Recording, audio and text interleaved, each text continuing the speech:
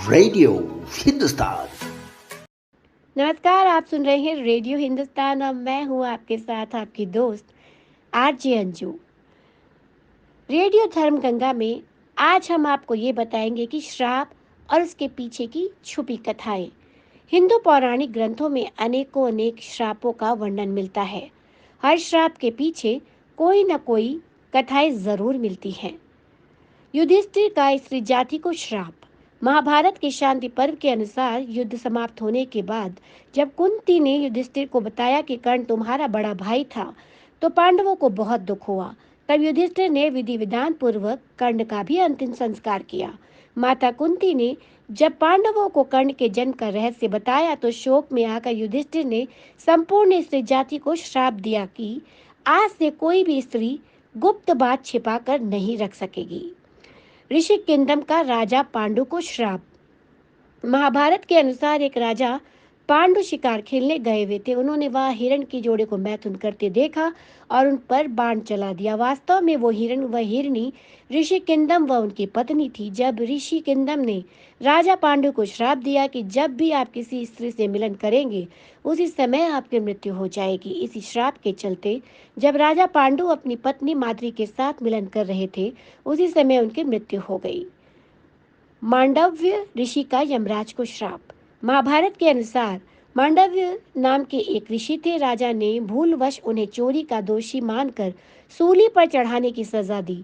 सूली पर कुछ दिनों तक चढ़े रहने के बाद भी जब उनके प्राण नहीं निकले, तो राजा को अपनी गलती का एहसास हुआ और उन्होंने ऋषि मांडव्य से क्षमा मांगकर उन्हें छोड़ दिया। तब ऋषि यमराज के पास पहुंचे और उनसे पूछा कि मैंने अपने जीवन में ऐसा कौन सा अपराध किया था कि मुझे इस प्रकार झूठे आरोप की सजा मिली। तब यमराज ने बताया कि जब आप 12 वर्ष के थे, तब आपने एक फतिंगे की पूंछ में सींग चुभाई थी। उसी के फलस्वरूप आपको ये कष्ट सहना पड़ा। तब ऋषि मांडव्य ने यमराज से कहा कि 12 वर्ष की उम्र में किसी को भी धर्म अधर्म का ज्ञान नहीं होता। तुमने छोटे अपराध का बड़ा दंड दिया है, इसलिए मैं तुम्हें श्राप देता हूँ कि तुम्हें शूद्र योनि में एक दासी पुत्र के रूप में जन्म लेना पड़ेगा। ऋषि मांडव्य से के इसी श्राप के कारण यमराज ने महात्मा विदुर के रूप में जन्म लिया। नंदी का रावण को श्राप। वाल्मीकि रामायण के अनुसार एक बार रावण भगवान शंकर से मिलने कैलाश गया। वहां उसने नंदी जी को देखकर उनके स्वरूप की हंसी उड़ाई और उन्हें बंदर के समान मुख वाला कहा। तब नंदी जी ने रावण को श्राप दिया कि बंदरों के कारण ही तेरा सर्वनाश होगा। कद्रु का अपने पुत्रों को श्राप।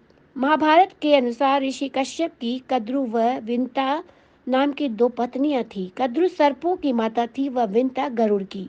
एक बार कद्रु व विंता ने एक सफेद रंग का घोड़ा देखा और शर्त लगाई। विंता ने कहा कि ये घोड़ा पूरी तरह सफेद है। कद्रु ने कहा कि घोड़ा तो सफेद है, लेकिन इसकी पूंछ काली है।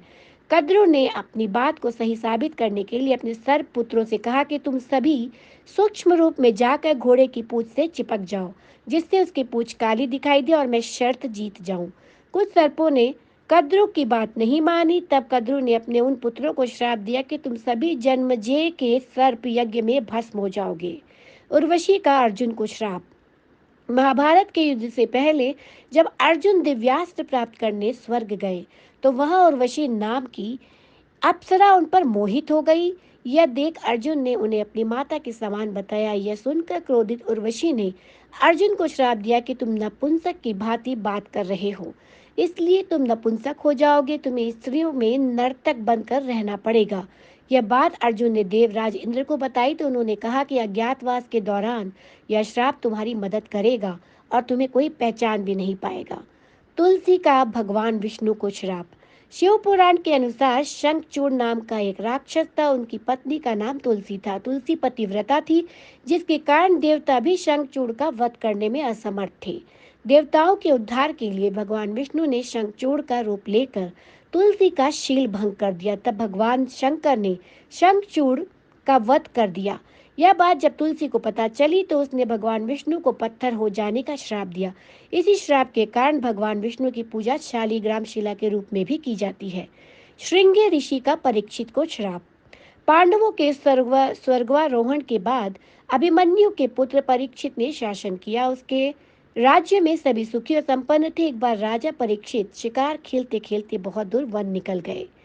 तब उन्हें वहां शमिक नाम के एक ऋषि दिखाई दिए जो मौन अवस्था में थे। राजा परीक्षित ने उनसे बात करनी चाहिए, लेकिन ध्यान में होने के कारण ऋषि ने कोई जवाब नहीं दिया। ये देखकर परीक्षित बहुत क्रोधित हुए और उन्होंने एक मरा हुआ सांप उठाकर ऋषि के गले में डाल दिया। यह बात जब शमिक ऋषि के पुत्र श्रृंगी को पता चली तो उन्होंने श्राप दिया कि आज से 7 दिन बाद तक्षक नाग राजा परीक्षित को डस लेगा, जिससे उनकी मृत्यु हो जाएगी। राजा अनरण्य का रावण को श्राप। वाल्मीकि रामायण के अनुसार रघुवंश में एक परम प्रतापी राजा हुए थे जिनका नाम अनरण्य था। जब रावण विश्व विजय के लिए निकला तो राजा अनरण्य ने से उसका भयंकर युद्ध हुआ। उस युद्ध में राजा अनरण्य की मृत्यु हो गई। मरने से पहले उन्होंने रावण को श्राप दिया कि मेरे ही वंश में उत्पन्न एक युवक तेरी मृत्यु का कारण बनेगा। इन्हीं के वंश में आगे जाकर भगवान श्री राम ने जन्म लिया और रावण का वध किया। तो देखा आपने कि श्राप जो जिन लोगों को भी मिला उसके पीछे ये कथाएं छुपी थी। तो इसी के साथ मैं लूंगी अनुमति। रेडियो धर्म गंगा में आज इतना ही। फिर से आपसे मिलूंगी जल्दी ही। तब तक करते रहिए काम और लेते रहिए प्रभु श्री राम का नाम। नमस्कार। रेडियो हिंदुस्तान।